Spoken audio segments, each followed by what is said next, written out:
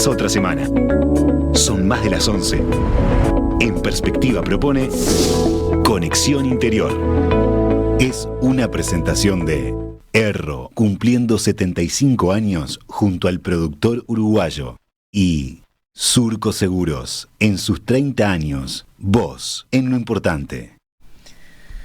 Gustavo, pero hoy no vamos a hablar del rubro ovino en particular, sino que hoy nos vamos para la agricultura, ¿no? Y en particular para saber cómo toman, porteras adentro, digamos, los productores agrícolas las decisiones, ¿no?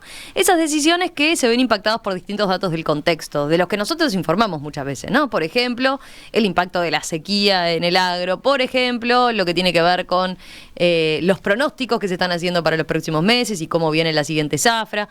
Y, por ejemplo, también los datos del mercado, ¿no? A propósito de, los precios de los granos, por ejemplo, hasta lo que tiene que ver con la guerra Rusia-Ucrania, ¿no? Por ahí va nuestra conexión interior de hoy, ¿no? Por ahí va nuestra conexión, que es ese desafío de tratar de traerle a los oyentes de la radio, eso, cómo los productores, yo suelo decirlo, los productores de a pie, ya sea que hacen agricultura en su establecimiento, o que la hacen por medianería, o que son ellos mismos medianeros, es decir, que hacen la agricultura en predios de terceros, integran toda esa multiplicidad de aspectos que están incidiendo y muy fuertemente en los sistemas productivos, porque no son directamente, estrictamente productivos, ¿no? Y eso es un desafío grande porque hay que manejar muchas variables y hay que manejar sobre todo grados de incertidumbre muy grande, como la que tenemos todos en nuestras diferentes áreas, pero sobre ciclos biológicos que no tienen esa ductilidad, ese manejo, ¿no? Es decir, yo en otro tipo de actividad yo puedo tomar la decisión de decir, no abro ahora el comercio, espero unas semanitas a ver qué pasa, orejeo cómo viene la cosa y lo dejo quieto. Acá no, acá nosotros estamos pautados por ciclos biológicos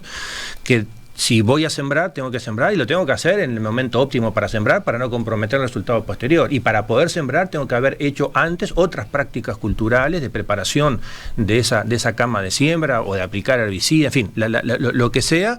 Y todo eso integrado en un sistema que es una rotación de cultivos que también la tengo pensada y no puedo tomar decisiones de muy corto plazo, si bien tengo algunas ventanitas y algunos cambios que puedo hacer. Y eso es un desafío enorme que tienen todos los productores, que obviamente difiere mucho en función de su capacidad empresarial, de su escala, de su espalda.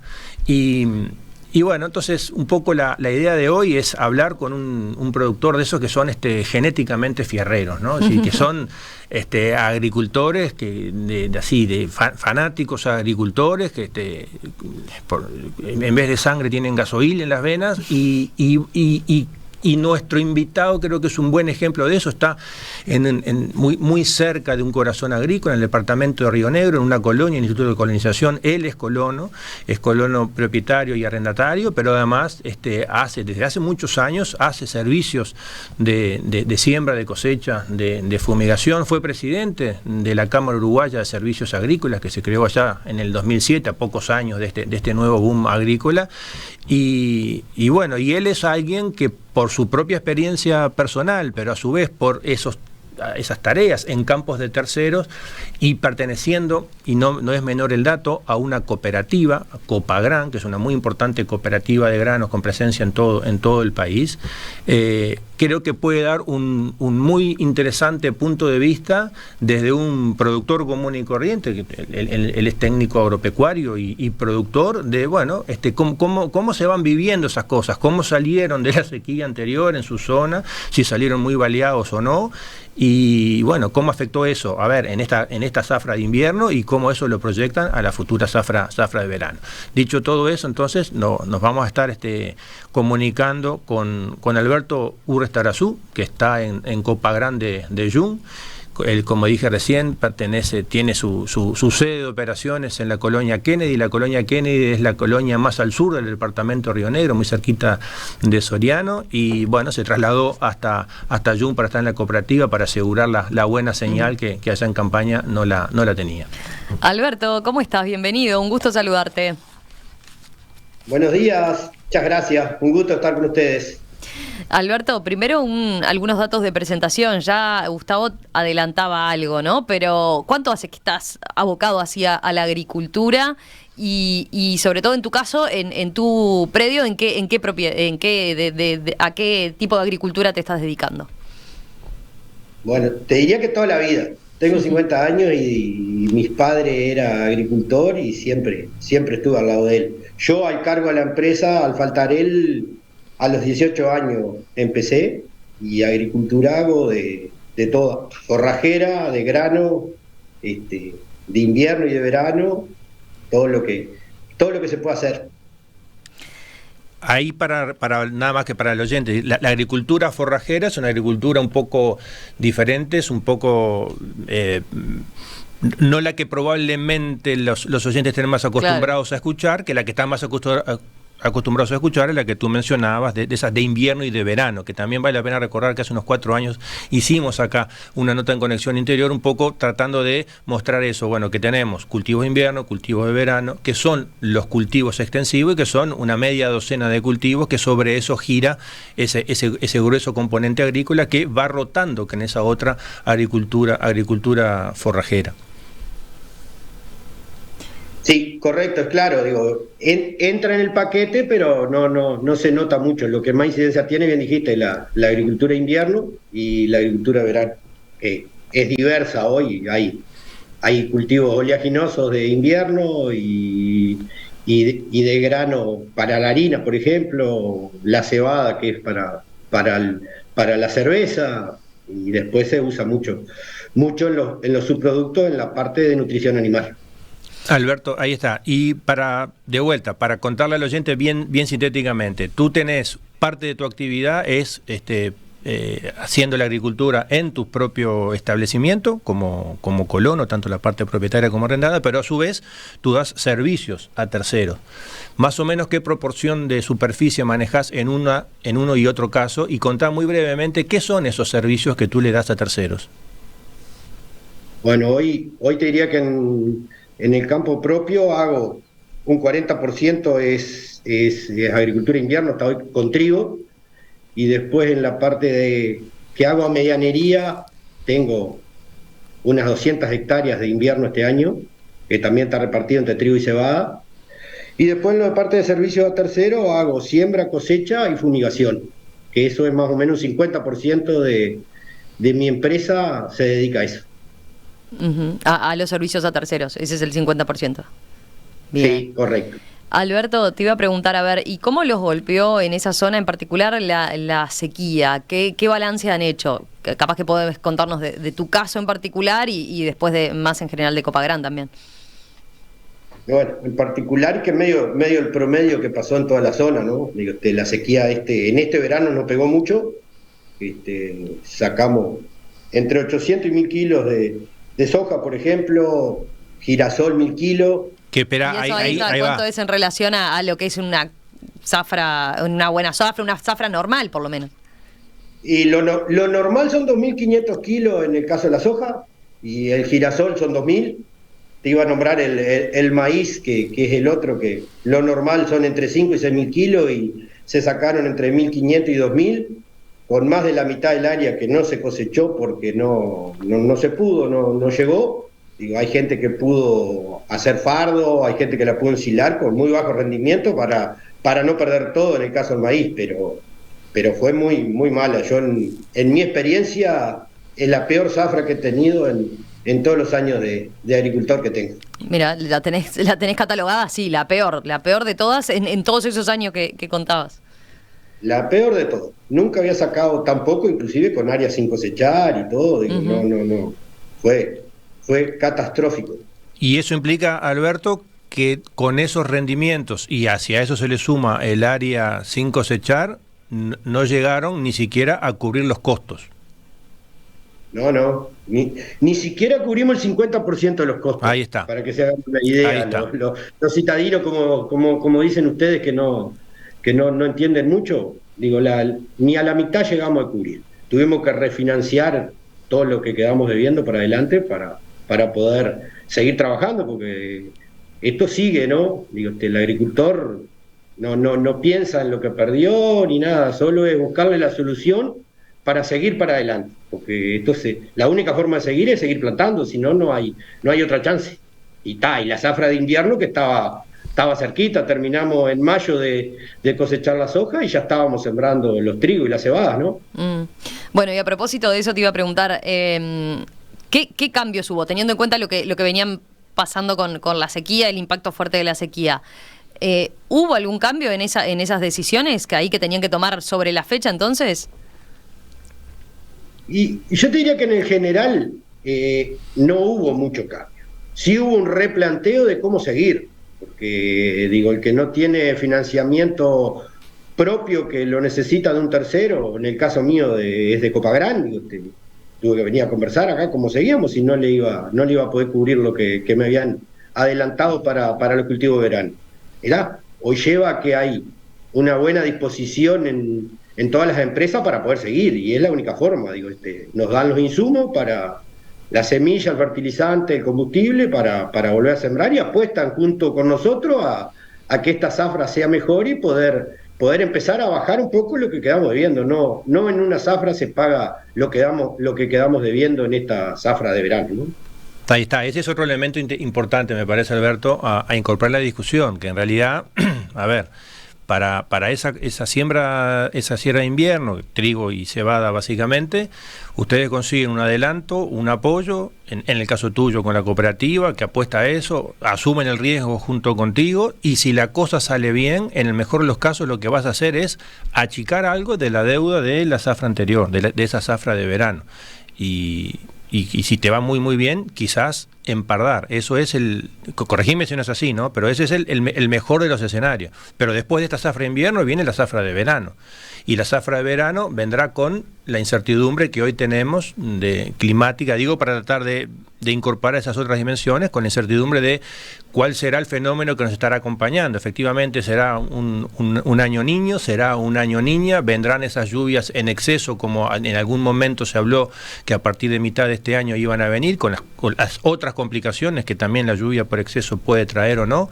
Entonces, frente a ese escenario, y partiendo de eso que tú mencionaste, que también es muy importante, el agricultor lo que hace es, y lo que sabe hacer, y la única salida que tiene, y la forma es ir para adelante y volver a sembrar y buscar la vuelta de poderlo acomodar.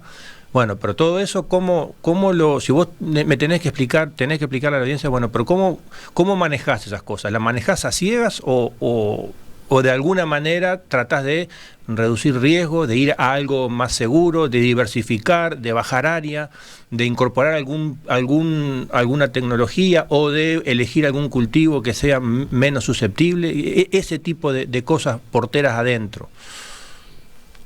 Sí, está clarito, digo, yo tengo la ventaja que con los años que tengo ya no es la primer crisis que paso, ¿no? Ya he pasado, te diría que esta es la tercera.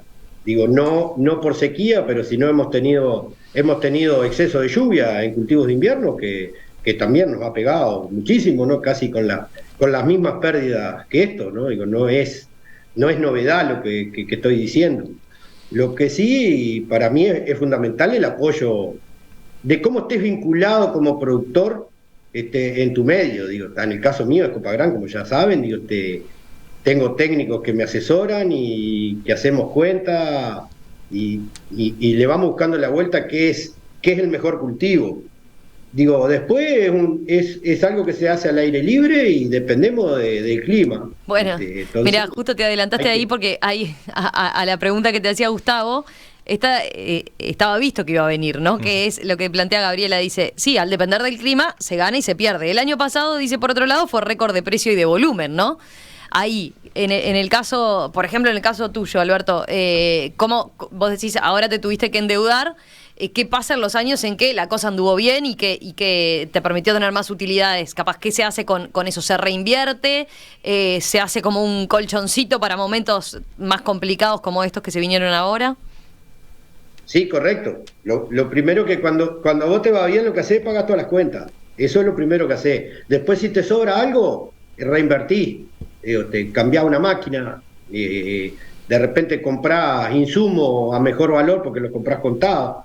Pero haciendo todo eso, inclusive, hay muchas veces que no, en la cuenta, como la pasada, ya te digo, no, yo había hecho bastantes cosas sin crédito y me llevó a que no diera y quedara debiendo bastante. Digo, hay que invertir demasiado por hectárea, los costos son tan altos que lleva que no es fácil tener la espalda suficiente como para volver a plantar si no tenés algún acceso a algún crédito.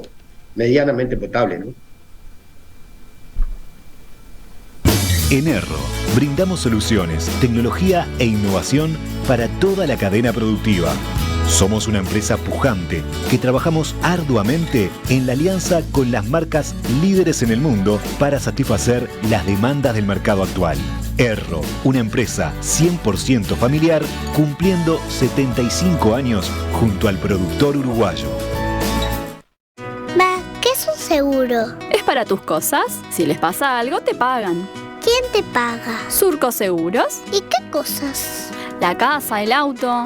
¿Quién más asegura en Surco? Los vecinos, sus cultivos del campo. ¿Y vos, Agüe? Seguro de vida desde mucho antes que vos nacieras. Se siguen sumando generaciones que confían. Cumplimos 30 años cumpliendo. Surco Seguros. Vos en lo importante. Gustavo.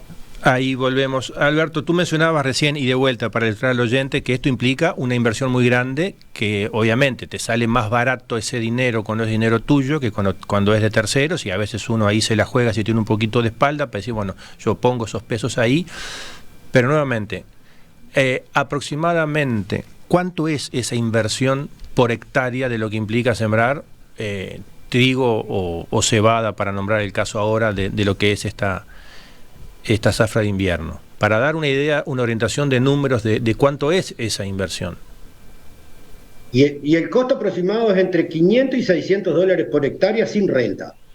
Eso es aproximado en los cultivos de invierno. Sin renta, y digamos, después, sin el alquiler de la tierra, ¿no? Sin el alquiler o sin la medianería, como quieran llamarlo. Eso es lo que vos precisás directo para poder sembrar hasta la cosecha.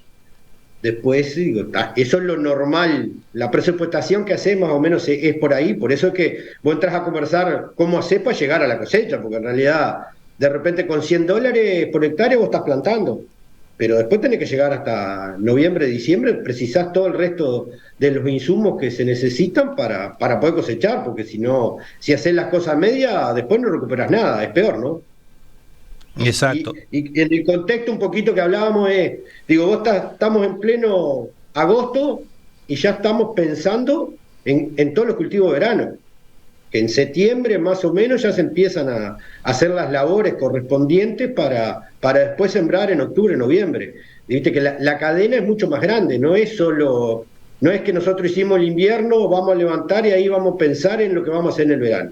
Ya lo estamos pensando porque se superponen las dos zafras, ¿no? Uh-huh. Sí, ese es otro elemento que es bien interesante. Nosotros hablamos zafra de invierno y zafra de verano, pero en los hechos se superponen, y quien viene en esa situación con perdiendo 2-0 del vestuario, ¿no? Saliendo a la cancha y con un cultivo de invierno, antes de que ese cultivo de invierno se haya consolidado y puedas orejear a ver si me va a ir bien o me va a ir mal, ya tenés que asumir nuevos riesgos, nuevas inversiones para poder hacer esa zafra de verano y hacerla en el momento óptimo, que es de lo cual depende el éxito productivo de esas zafras, si se dan más o menos las condiciones. Entonces, de vuelta a eso es un poco para caracterizar a qué es, de qué va el juego de la agricultura extensiva, que es que está bien, son las reglas de juego, son esas, pero también son esos los riesgos y las incertidumbres. Y ahí volvemos, a ver, en dos preguntas, Alberto. Una es, existe, y acá en la radio hace poquitos días se hizo una nota sobre eso, la posibilidad de seguros agrícolas, ¿no? Los seguros agrícolas hace no muchos años prácticamente no existían, hoy están siendo una herramienta cada vez más utilizada. No sé qué opinión tenés tú, si en tu caso particular los usás y si los crees de utilidad, pero luego lo mismo. Entonces ahora, pensando en la futura zafra de verano, por ejemplo, la información de lo que ocurra en las bolsas de valores, donde operan los granos, ¿no? Y las perspectivas que se den sobre eso, ¿no? Lo que pueda haber de stock en los países más importantes, las áreas que pueda sembrar Brasil, que pueda sembrar Argentina u otros países que son los que mueven la aguja. Ese tipo de información es una información que tú como productor o con los técnicos que te asesoran de Copagran, es información que la utilizan, la manejan, en qué proporción está incidiendo en por cuál cultivo del menú, o sea, tampoco son muchas las opciones, por cuál te jugás. Sí, está claro, las uso, sí, obviamente. Digo, esa es la ventaja que yo te digo de la cooperativa. Ellos son los que están más informados de toda esa parte y después nos van transmitiendo nos van transmitiendo a nosotros qué es lo que piensan. Y ahí tomamos las decisiones un poco fijándonos en eso. Entonces, digo, el cultivo invierno no. Pero vos no estás seguro. siguiendo así en el día a día, por ejemplo, el cierre de la bolsa de Chicago, o sí, ¿sí? No. Sí. A ver. Nos pasan mensajes desde la cooperativa todos los días. Ajá. Y cuando vemos algo que baja mucho el precio con respecto al día anterior o sube mucho, ahí llamamos y preguntamos, ¿qué pasó? ¿Por qué subió? ¿Por qué bajó? Y ellos son los que manejan más la información, aparte de lo que escuchamos en las radios, que también escuchamos y nos van pasando algo de información, pero ellos son los que la manejan mejor. Después muy variable, ¿no? Digo, no hay nada que te diga 100% la soja va a valer cuando vos coseché ese valor, el trigo tampoco. Sí nos dan una idea, tenemos una parte que podemos ir fijando de a poco el precio para ir armando el precio promedio nuestro, o sea que, yo que sé, compramos un herbicida para empezar a hacer los barbechos y de repente fijamos el precio. Si el precio es bueno en Chicago, ya vendemos unos kilos de soja para ir cubriendo esa parte. Entonces vamos haciendo un precio promedio que sea más realista, porque también ha pasado que ha subido mucho y ha pasado que ha bajado. La soja ha estado a 200 y pocos dólares y empezamos a sembrar a 500, ¿no? Entonces, eso es una variable muy grande que si no vas tomando alguna previsión no es fácil. Sobre todo, como ya dije, a los que tenemos necesidad de utilizar el crédito, tenemos que ir tomando alguna precaución de esa, que es lo que es más sencillo para ir haciendo. Y después, obviamente, lo seguro es una herramienta, los uso y una herramienta muy buena. Lo único que no está masivo todavía, no están experimentando las aseguradoras, entonces nos lleva a que sea, todos los productores estemos conscientes de lo bueno que es, ¿no? Yo creo que cuando todo esté generalizado va a ser mejor y va a haber mucho menos riesgo, por lo menos en esa parte, en la parte productiva vamos a mejorar en esa parte, que no vamos a quedar endeudados, sino vamos a cubrir los costos aproximadamente. Claro, por lo menos salvar esos costos y arrancar de cero frente a un nuevo escenario.